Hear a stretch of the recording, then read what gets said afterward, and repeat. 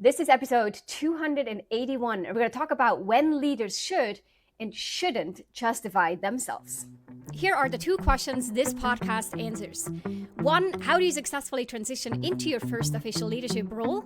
And two, how do you keep climbing that leadership ladder and continuously get promoted, although the competition and the expectations get bigger? This show, the Manager Track podcast, will provide the answers. I'm your host, Ramona. I'm on a mission to create workplaces where work is seen as a source of contribution, connection, and personal fulfillment. And this transition starts with developing a new generation of leaders who know how to lead so everyone wins and grows. In the show, you'll learn how to think, communicate, and act as a confident and competent leader you know you can be. Welcome to this episode of the Manager Track podcast. You know how I like to bring things that happen, or I see themes that happen in our coaching calls with either a group of leaders in our programs or in executive coaching engagements, and looking at what are some of the things that I think the audience of the Manager Track podcast would find useful to think about as well, something to foresee or something that they realize like, oh, I'm not alone with this. This is somewhat common among leaders, and we don't often talk about it, but this is what's happening, in our heads. And, if we have someone like a coach to talk about, that is when we let it out. But for most of us, it's just an internal dialogue. And I hope that you come back to the Manager Track podcast, because this is the place where some of these internal conversations, you hear them now reflected back to you from someone else, and that is helpful. Today is one of those. Specifically, I want to bring back a conversation, and this is actually an example from a while back. But I was talking to an executive who was telling me about a situation where she was talking to her team about how a project that they've worked on for over 2 months was getting shelved. And she fully expected this to be a difficult conversation. And so later that week, we spoke, and she wanted to debrief that meeting. She said, I spoke, 10, 15 minutes explaining from the very beginning of why we initiated this project. And then I went on to explain how far we've come. I tried to celebrate the achievements and the lessons learned from this project. And then I also provided this whole rationale of why this project is now getting shelved.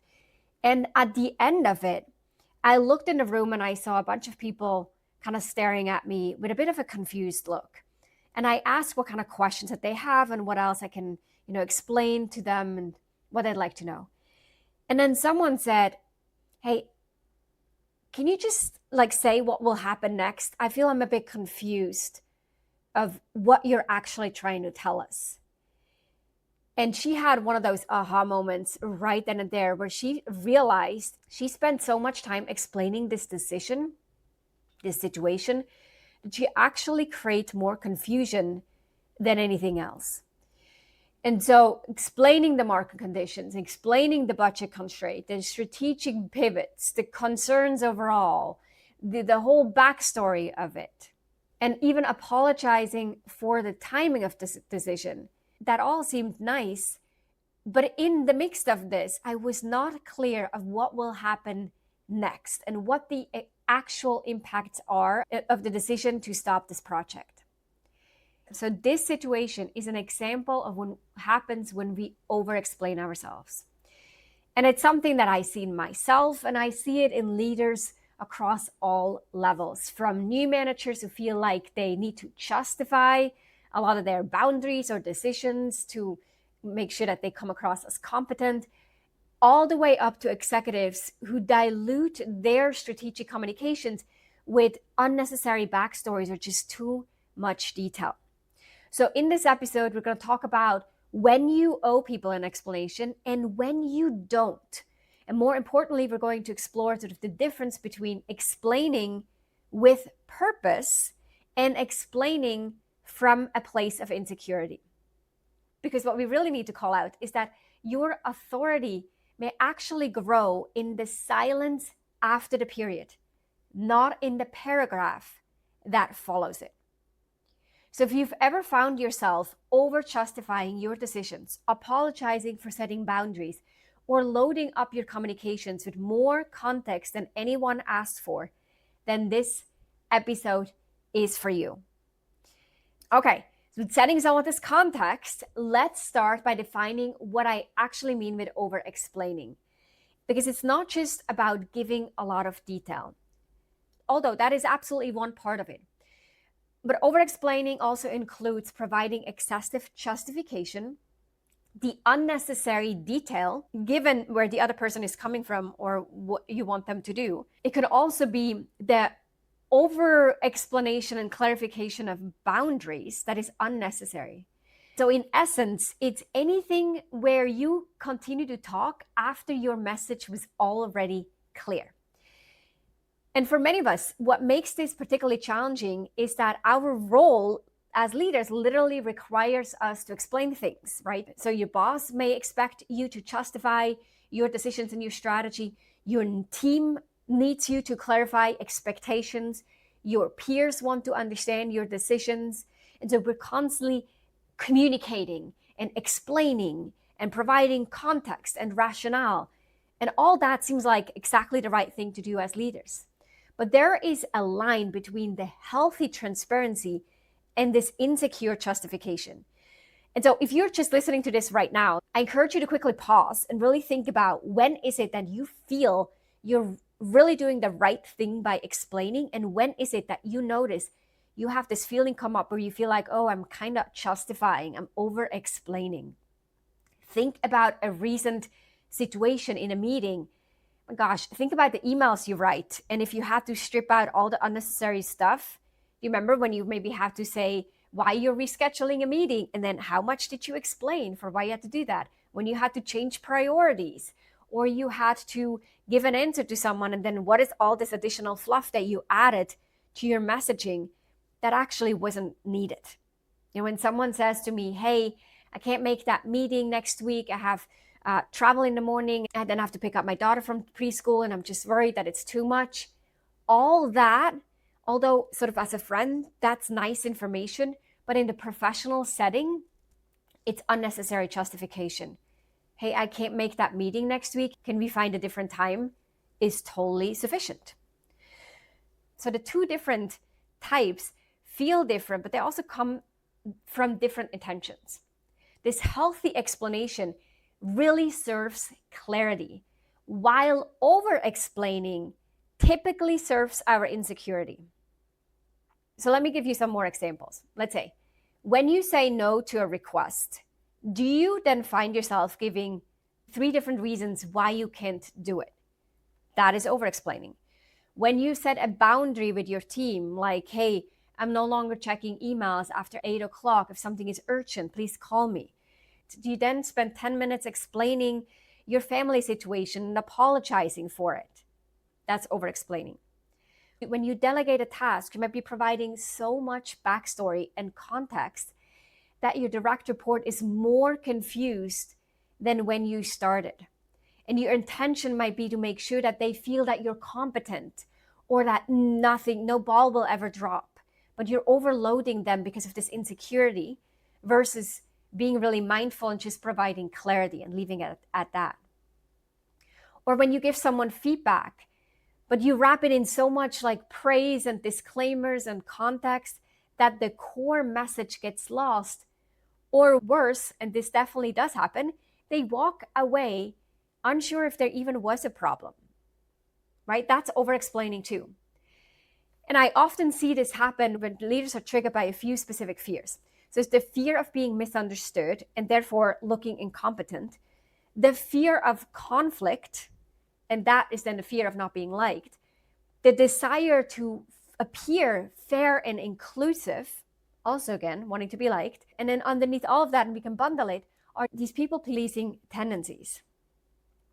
Another thing that I notice is that the leaders who explain or over-explain the most are actually the ones who thought through all the angles and considered all the stakeholders and have a legitimate reason for their decisions. But instead of trusting that their judgment is enough, they feel compelled to download all of their thinking onto everyone else.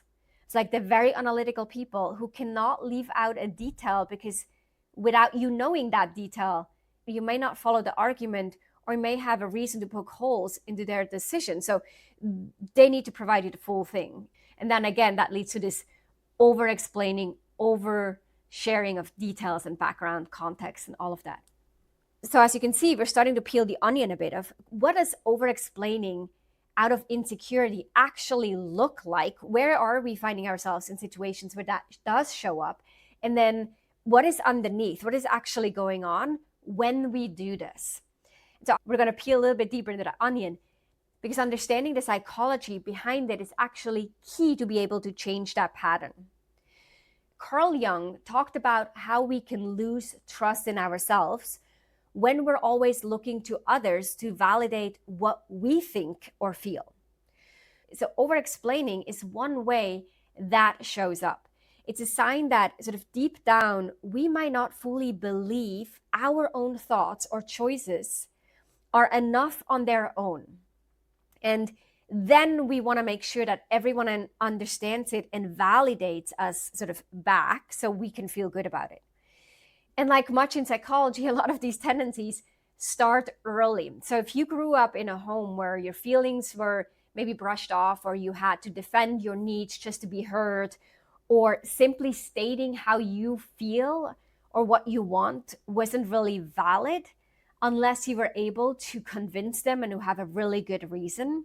And so then as an adult, in order to feel like you're valid with your opinion or your reason and your feelings, you needed to explain yourself and re-explain yourself over and over. So instead of acting from a place of strong self-trust, you're now kind of asking unconsciously or consciously, hey, is this okay with you? Do you approve of me and my decisions? Do you understand that? And when we look for this external validation through the over-explaining, we erode our internal self-trust and authority over time. So every time we do it, we actually send ourselves the message, hey, you need to get that external validation. Other people need to validate your decisions, choices, and your opinions for you to feel good about them. And every time we do it, we reinforce that message. And what happens when we do this over and over is actually we start to betray our own judgment, right? We're sending that message to ourselves and maybe even to others that our decision isn't quite good enough on its own. And it fuels the sense of self-doubt. And Jung would say this is sort of a source of feeling the sense of emptiness or disconnection from our authentic selves. So that's the psychological aspect. But again, I want to compare that or mirror that to this other part, because I want to be really clear. Leaders absolutely need to explain themselves. The key is to distinguish between this compulsive over-explaining, which comes from the insecurity, and the intentional explanation, which comes from a desire for clarity, alignment, maybe even inspiration. So healthy explanations serve the team and the work. They help people understand the intent behind your decisions. It's not at all about how you feel in this. It's simply modeling transparent thinking. And the good thing by doing this is that it creates psychological safety, gets people aligned and on board, and it helps build trust. So that's a really good thing. So let's say if you're shifting priorities mid-quarter, we're almost at year end, and now you're going back to your team and you explain how the economics or political situation have led to different market conditions, and that led to the decision to help the team, and that led to the decision to change strategic priorities. All of this will help your team understand the trade-offs you're making and why you came to this decision. That is not over-explaining. That is strategic, intentional communication to create alignment. Or if you're removing someone from a project and you're explaining that there's a skills mismatch or a capacity issue, that person can use this information for their own development, right? And to help them understand what's going on. That's, again, not over-explaining. If you're implementing a new process and you're sharing the problems it's designed to solve, help people engage with it more effectively, again, not over-explaining. That's change management. If you're canceling a meeting or you're blocking a day for deep focus work, letting the people know that you're doing this because you have a high priority deliverable or a client commitment. That is also intentional communication. You're basically kind of reinforcing norms around ownership and prioritization. It's not over-explaining and trying to validate a boundary. You're clearly stating what you're going to do, so you're managing expectations. So this intentional explanation feels internally, like feels assuring, and you're not at all focused on how other people respond to it. It's really that you don't pay much attention whether they like it or not. You're paying attention to how clear are you. The over-explaining from the place of insecurity feels very different. We often don't feel grounded, right? It feels insecure. And then after we've communicated whatever we've said, we're on the lookout for small signals, body language, or maybe even explicit affirmation to make sure that they're satisfied. We check if they like the explanation. We want them to be good and we want to feel good. That is the difference between the two. They sound different, they feel different, they come from different intentions. So now the question might be, okay, fine, I get the two different things, but how do I know when I cross the line into over-explaining? So when I think I'm moving ahead with this intention part, what makes it now a red flag? Okay, here are some red flags to look out for. Pay attention to your internal state. If you feel anxious or guilty when you're explaining something, that's a signal. If you notice yourself repeating the same point in different ways, like you say it one way, say it again, that's also a signal.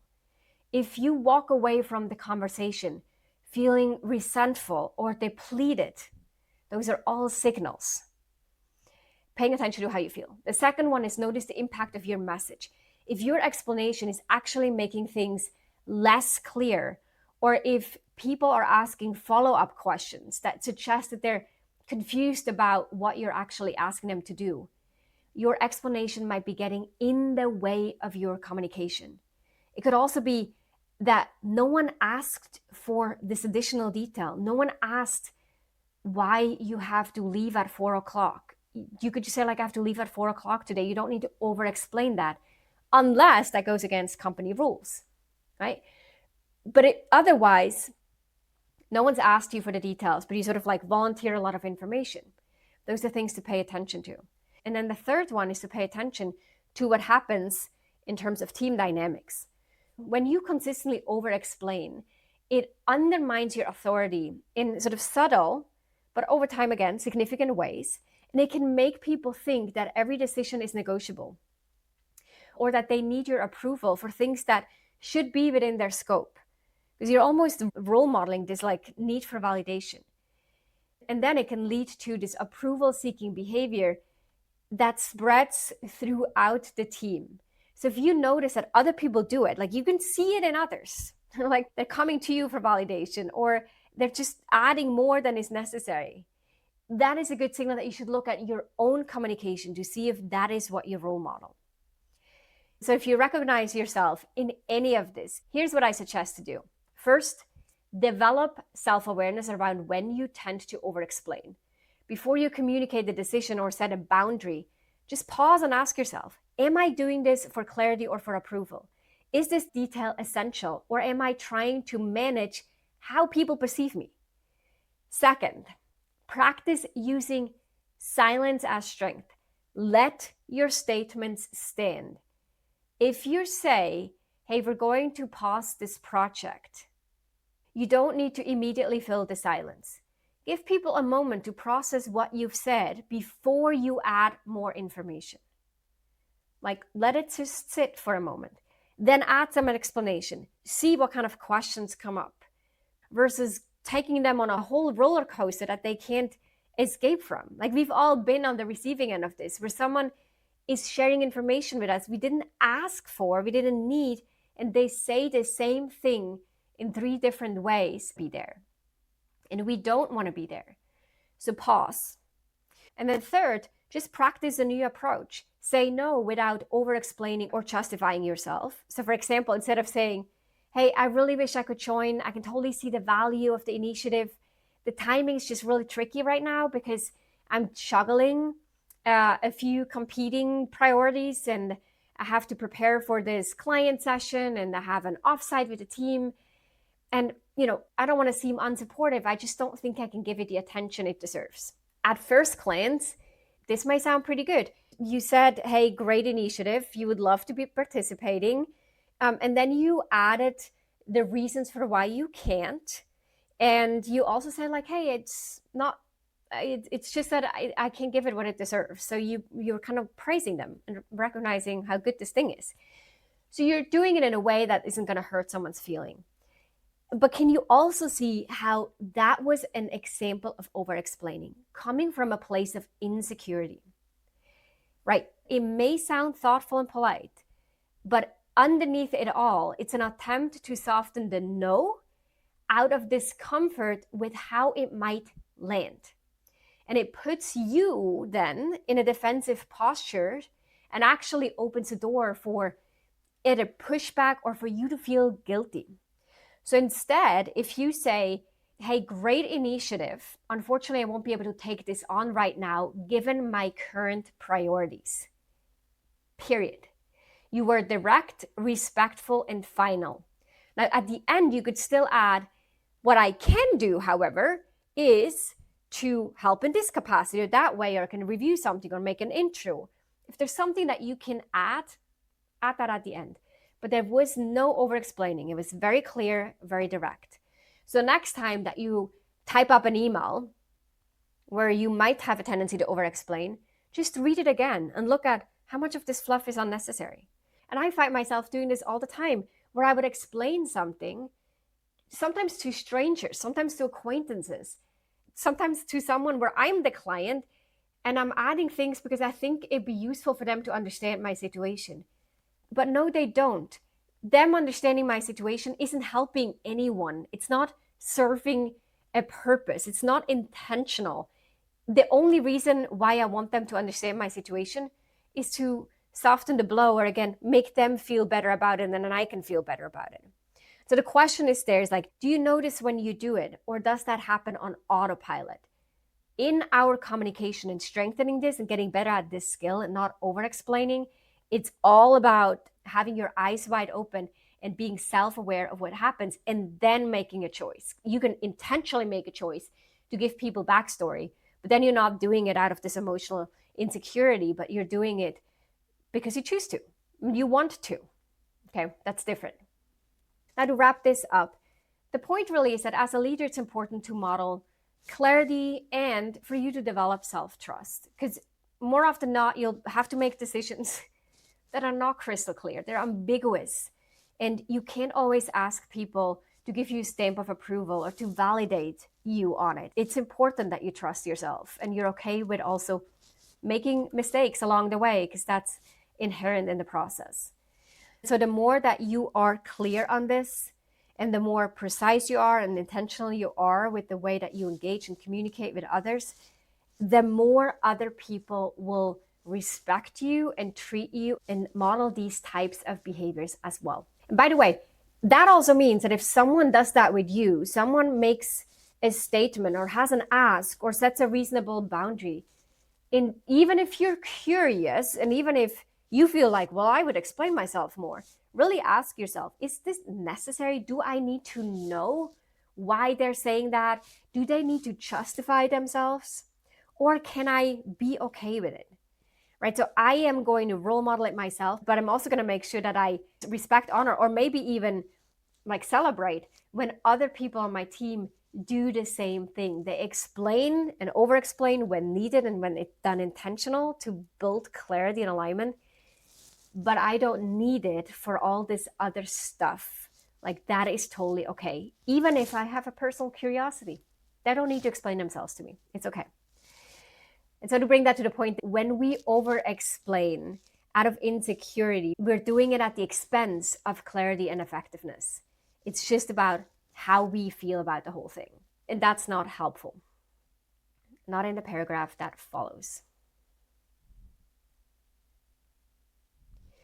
The goal is really the intentional explanation, the explanation that serves the work and the relationships not your insecurities or how you're being perceived. That's it for today. As I said in the beginning, I hope that this episode helped you think through what might be going on internally that isn't often talked about, but does impact our leadership effectiveness. And so pay attention to how you explain. So I hope you walk away with a bit of greater awareness of how you might be showing up. And the next time that you find yourself in a meeting saying the same thing for the third time, or you're sugarcoating feedback, or you explain why you do what you do and you realize like, oh man, this is just too much fluff here. I don't need that. I could say it and then make a period and then just sip it. Those are the moments when, in an email, we can edit our communication and we were back. In meetings, just pause and be silent and see what happens next. That's it for now. Have a great week and I'll see you next time on the Manager Track podcast. Ciao, ciao. If you enjoyed this episode, then check out 2 other awesome resources to help you become a leader people love to work with. This includes a free masterclass on how to successfully lead as a new manager.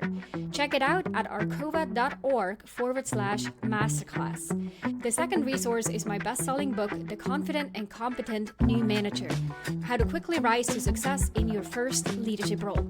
Check it out at arcova.org/books or head on over to Amazon and grab your copy there. You can find all those links in the show notes down below.